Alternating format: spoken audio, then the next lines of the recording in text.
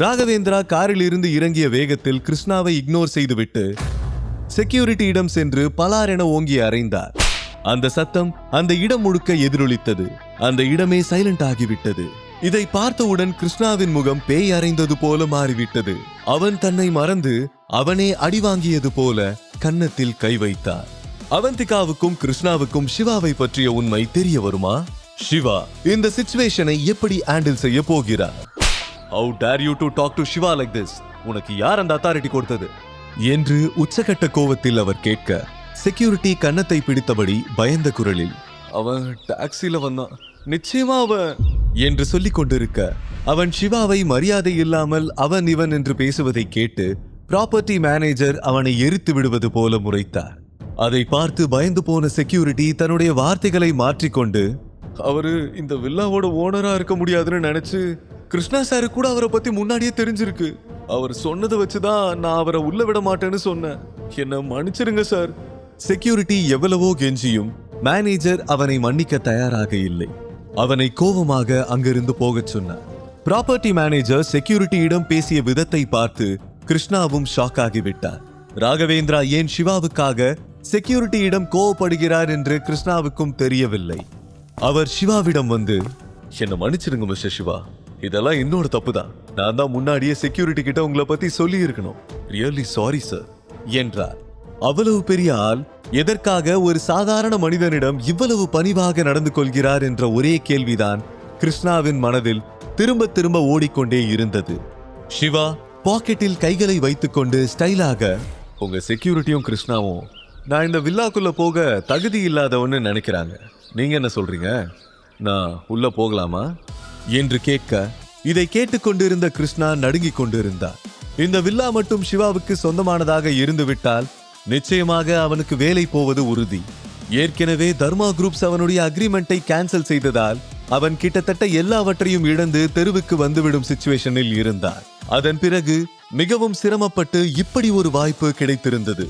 இப்போது இதுவும் இல்லை என்றால் அவனுடைய நிலை மிகவும் மோசமாகிவிடும் என்று அவனுக்கு தெரியும்.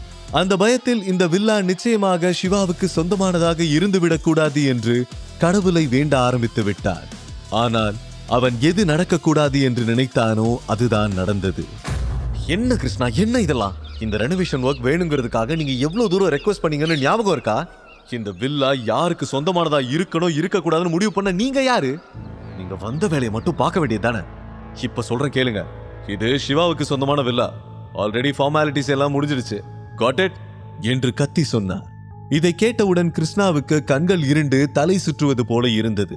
சிவா நந்தினியை டிவோர்ஸ் பண்ணும்போது இனிமேல் தான் தன்னுடைய உண்மையான ஃபேஸ் ரிவீல் ஆக போகிறது என்று சொல்லி இருந்தார். அதெல்லாம் இப்போது கிருஷ்ணாவுக்கு கண்ணுக்கு முன்னால் வந்து போனது. அது மட்டும் இல்லாமல் அவன் தர்மா குரூப்ஸுக்கு சென்றிருந்த போது கூட அவன் சிவாவை தான் கிண்டல் செய்திருந்தான். அதற்கு பிறகுதான் அவனுக்கு அந்த டீல் கேன்சல் ஆகி இருந்தது. அவன் எல்லா புள்ளிகளையும் கனெக்ட் செய்து பார்த்தான். இப்போது அவனுக்கு ஒவ்வொன்றாக புரிய ஆரம்பித்தது. அவன் தர்மா குரூப்ஸில் அவமானப்படுத்திய அந்த முக்கியமான நபர் வேறு யாரும் அல்ல, சிவாதான் என்பதை புரிந்து கொண்டான். எவ்வளவு பெரிய முட்டாள்தனம் செய்துவிட்டோம் என்று நினைக்கும் போது கிருஷ்ணாவுக்கு தன் மீதே கோபம் வந்தது. அவன் உடனே சிவாவுக்கு அருகில் சென்று, சிவா சாரி, நீ சாரி நீங்க இவ்ளோ பெரிய ஆளா இருப்பீங்கன்னு நான் கொஞ்சம் கூட எதிர்பார்க்கல. முன்னாடியே தெரிஞ்சிருந்தா நிச்சயம் நான் உங்ககிட்ட அப்படி நடந்திருக்கவே மாட்டேன். உங்க முன்னாடியே நான் நந்தினியை கல்யாணம் பண்ணிக்கிறேன் அது இதுன்னு ஏதேதோ பேசிட்டேன். என்ன மன்னிச்சிருங்க சிவா. நான் ஏதோ புத்தி கெட்டு போய் இப்படிலாம் பண்ணிட்டேன். நான் இந்த வேலையை தான் நம்பி இருக்கேன். இதுவும் இல்லைன்னா நான் நிச்சயமா நடுத்தருவுக்கு வந்துருவேன். இந்த வேலை எனக்கு ரொம்ப கஷ்டப்பட்டு கிடைச்சது. ப்ளீஸ் சிவா, என்ன மன்னிச்சிருங்க என்று காலில் விடாத குறையாக கெஞ்சினான். ஆனால் சிவா எந்த ரியாக்ஷனும் இல்லாமல் அமைதியாக காரில் ஏறினான். கேட் திறக்கப்பட அவன் அவந்திகாவோடு கேட்டை தாண்டி உள்ளே சென்றான். சிவாவின் டாக்ஸி அவன் கண்ணை விட்டு மறைவதை பார்த்து கொண்டே இருந்த கிருஷ்ணா திடீரென சிரிக்க ஆரம்பித்தான். அவன் திடீரென சிரிப்பதை யாராவது பார்த்தால் அவனுக்கு மனநிலை பாதிக்கப்பட்டு விட்டது என்றுதான் நினைப்பார்கள். ஆனால் அவன் சிரிப்பதற்கு வேறு ஒரு காரணம் இருந்தது. சில நாட்களுக்கு முன் சிவாவின் லைஃபில் வந்த அவனுக்கே இந்த நிலை என்றால் 3 வருடங்களாக அவனை படாத பாடுபடுத்திய நந்தினியும் ரேகாவும் என்ன ஆவார்கள் என்று நினைத்துதான் சிரித்துக் கொண்டிருந்தான். நந்தினி தான் சிவாவின் வாழ்க்கையை அழித்தவள். அதனால் இனி சுப்ரீம் ஃபேமிலி மிகப்பெரிய அழிவை சந்திக்க போகிறது. சிவாவின் இன்னொரு முகத்தை பார்த்தால் நிச்சயமாக அவர்கள் தாங்க மாட்டார்கள். அவர்கள் செய்த எல்லா தவறுக்கும் மிகப்பெரிய விலை கொடுக்க வேண்டும் என்பதை புரிந்து கொண்டார். ஆனால் இதை பற்றி எதுவுமே தெரியாத நந்தினி தன்னுடைய ரூமில் ஜாலியாக படுத்திருந்தார். அவள் மிகவும் சந்தோஷமாக இருந்தார். அவளுடைய சிந்தனை எல்லாம் வரப்போகும் பர்த்டே மீதுதான் இருந்தது. இந்த பர்த்டே தான் அவளுடைய லைஃபிலேயே மிகவும் ஸ்பெஷல் பர்த்டே. சென்னையின் மிகப்பெரிய பிரம்மாண்டமான ஹோட்டல் பிளாசாவில் தான் அவளுடைய பர்த்டே நடப்பதாக இருந்தது. இதற்கு முன் அவள் அந்த ஹோட்டலுக்கு போனதே இல்லை. அவள் அதையெல்லாம் நினைத்து தனக்குத்தானே சிரித்துக் கொண்டிருக்க ரேகா நந்தினியின் ரூமுக்குள் வந்தாள். நந்தினி, இன்னைக்கு என்னாச்சு தெரியுமா? பெரிய பெரிய விஐபி கிட்ட இருந்தெல்லாம் கண்டினியூஸா எனக்கு கால் வந்துட்டே இருக்கு. இன்ஃபேக்ட் சென்னையில இருக்கிற விஐபிஸ் ஆல்மோஸ்ட் எல்லாருமே உன் பர்த்டேக்கு வராங்கன்னு நினைக்கிறேன். இதுக்கெல்லாம் தினேஷுக்கு தான் நம்ம தேங்க்ஸ் சொல்லணும் என்றாள். நந்தினி சாஃப்டான டோனில், அதுக்கு அவசியம் இல்லம்மா, யாராவது கல்யாணம் பண்ணிக்க போறவங்களுக்கு தேங்க்ஸ் சொல்லுவாங்களா என்று சொல்லும் போதே அவள் உதட்டோரத்தில் ஒரு வஞ்சகமான புன்னகை வெளிப்பட்டது. ரேகா பாதி புரிந்தும் பாதி புரியாமலும், நந்தினி நீ என்ன சொல்ல வர என்று கேட்க, அவள் பெட்டில் இருந்து எழுந்து சென்று கண்ணாடிக்கு எதிரில் நின்று தன்னுடைய அழகை ரசிக்க தொடங்கினாள். தேங்க்ஸ் சொல்லணும்னா சிவாவுக்கு தான் சொல்லணும். அவன் டிவோர்ஸ் பண்ணதுனால தான் எனக்கு இதெல்லாம் நடக்குது. பாவம், இந்நேரம் எங்க பிச்சை எடுத்துக்கிட்டு இருக்கானோ யாருக்கு தெரியும் என்று சொல்லிக் கொண்டிருக்க சிவா அவந்திகாவோடு ருத்ரன் வில்லாவுக்கு எதிரில் வந்து நின்றார். அவந்திகா ஜன்னல் வழியாக வில்லாவை பார்த்தாள். இதுவரை அவள் சினிமாவில் மட்டுமே இது போன்ற பிரம்மாண்டமான வில்லாக்களை பார்த்திருந்தாள். இன்று நேரிலேயே இவ்வளவு பெரிய வில்லாவை பார்ப்போம் என்று அவள் கனவில் கூட நினைக்கவில்லை. அவள் உடனடியாக செல்போனை எடுத்து அதில் அந்த வில்லாவின் விலை என்னவாக இருக்கும் என்று சர்ச் பண்ண ஆரம்பித்தார். அவந்திகாவின் இன்னோசென்ஸை பார்க்கும் போதெல்லாம் சிவாவுக்கு அவள் மீது இருக்கும் லவ் அதிகரித்து கொண்டே போனது. அவன் அருகில் வந்து, பிடிச்சிருக்கா என்று ஹஸ்கி வாய்ஸில் கேட்க அவள் தடுமாற்றத்தோடு அவனை திரும்பி பார்த்தாள். இந்த வில்லாவை உனக்கு பிடிச்சிருக்கான்னு கேட்டேன்.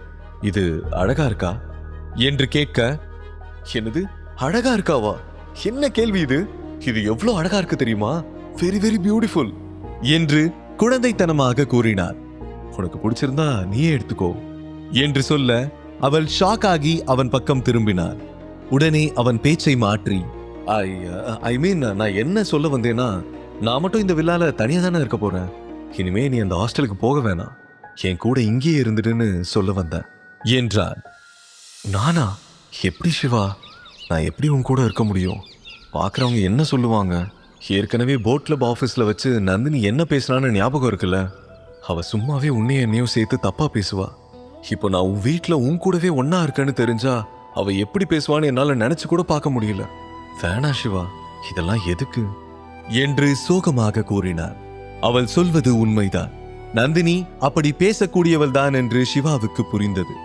அது மட்டும் இல்லாமல் ஜெனரலாகவே மேரேஜ் பண்ணி கொள்ளாமல் ஒரே வீட்டில் ஒரு பெண்ணும் ஆணும் ஒன்றாக வாழ்ந்தால் சொசைட்டி அவர்களை தவறான கண்ணோட்டத்தில் தான் பார்க்கும் என்று அவனுக்கு தெரியும். ஆனால் சொசைட்டியின் வார்த்தைகளுக்கு பயந்து முடிவெடுப்பதை விட ஒருவரின் சிச்சுவேஷனை பொறுத்து முடிவெடுப்பதுதான் சரியாக இருக்கும் என்ற தெளிவு சிவாவுக்கு அதிகமாகவே இருந்தது. முதலில் அவன் டாக்ஸி டிரைவருக்கு பணம் கொடுத்து அனுப்பிவிட்டு அவந்திகாவை வில்லாவுக்குள் அழைத்து வந்தான். மற்றவங்க என்ன சொல்லுவாங்கன்னு யோசிக்கிறத விடு, உனக்கு எது சரின்னு தோணுதோ அதை செய், உனக்கு சப்போர்ட்டா நான் இருக்கேன் என்று சொல்லிக்கொண்டே அவளை சோஃபாவில் உட்கார வைத்தான். பிறகு அவனும் அவளுக்கு எதிரில் அமர்ந்தான். உயிருக்கு ஆபத்து இருக்கு. ஏற்கனவே 2 தடவை உன்னை கடத்தல் மாஃபியா கிட்ட விற்க பார்த்திருக்காங்க. நீ எஸ்கேப் ஆனதுனால அவங்க உன் மேல எக்கச்சக்கமான கோவத்துல வேற இருக்காங்க. அவங்க இனி என்ன வேணும்னாலும் செய்வாங்க. அதனால தான் சொல்றேன், நீ என் கூட இருந்தா உனக்கு சேஃபா இருக்கும். நான் உன் கூட இருக்கும்போது உனக்கு எந்த பிரச்சனையும் வரவிட மாட்டேன். இட்ஸ் மை ப்ராமிஸ் என்றார். அவள் விக்கியிடம் சிக்கிக்கொண்ட காட்சிகளும் ரவுடிகள் கேங்காக அவர்களை அட்டாக் செய்ய வந்த காட்சிகளும் நினைவுக்கு வந்தது. அன்று மட்டும் சிவா வரவில்லை என்றால் என்ன நடந்திருக்கும் என்று அவளால் கற்பனை கூட செய்ய முடியவில்லை. மீண்டும் அப்படி ஒரு சிச்சுவேஷன் வந்தால் ஒவ்வொரு முறையும் சிவா தன்னை காப்பாற்ற வரமாட்டான். அதனால் சிவாவோடு இருப்பதுதான் சேஃப் என்று அவளுக்கு தோன்றியது. சரி, ஓகே என்றவள் ஏதோ நினைவுக்கு வர உடனே, நான் இங்கே இருக்கேன், ஆனா ஒரு கண்டிஷன், மேல இருக்கிற ரூம் என்னோடது, நீ வேற எந்த ரூம்ல வேணா இருந்துக்கோ, இந்த வீடே உன்னோட தானே என்று சொல்ல சிவா அவளுடைய குறும்புத்தனத்தை பார்த்து சிரித்தபடி, சரி ஓகே, இப்ப நீ போய் ஃப்ரெஷ் அப் ஆயிட்டு வா, நான் உனக்கு சாப்பிட ஏதாவது ரெடி பண்றேன் என்று சொல்ல அவள் மேலே இருக்கும் ரூமுக்கு சென்றார். முழு கதையையும் கேட்டு மகிழ பாக்கெட் FM ஏபி டவுன்லோட் செய்யுங்கள். லிங்க் டிஸ்கிரிப்ஷனில் கொடுக்கப்பட்டுள்ளது.